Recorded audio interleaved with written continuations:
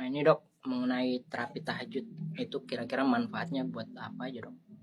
Ya, tadi kan kita tahu bahwa ada satu siklus hormon di dalam tubuh. Ini perlu sahabat sehat pahami dulu. Ada satu siklus namanya dua hormon yang kita kaji. Yang pertama siklus melatonin dan siklus ACTH. Jadi harus dipahami ini dulu. Siklus melatonin itu hormon yang bikin kita mudah tidur. Dia akan terproduksi secara normal pada pukul 8 sampai jam 1 malam.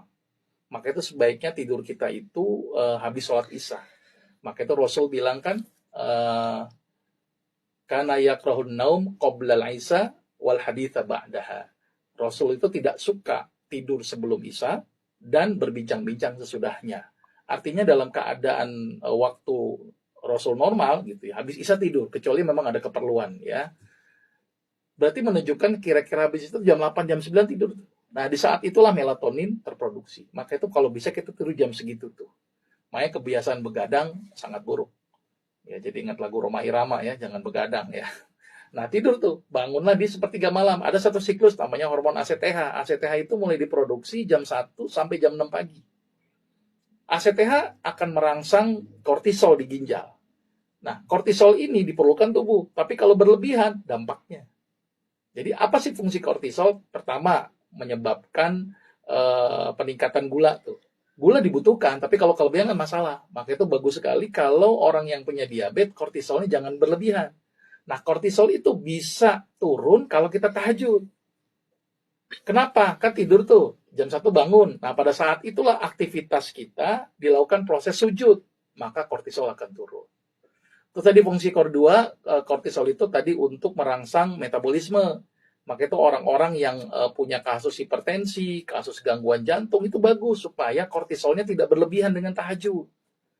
Terus kemudian bisa menyebabkan menghambatnya produksi limfosit. Maka itu bagus orang-orang yang punya penyakit autoimun, imunnya yang kurang baik, itu dengan tahajud.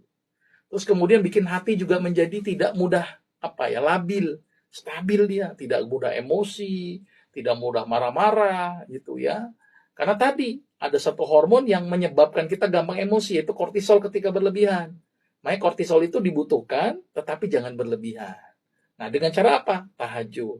Tahajud tujuannya biar tadi menurunkan kadar kortisol. Dan satu aktivitas dari tahajud yang penting adalah dalam kondisi sujudnya itu.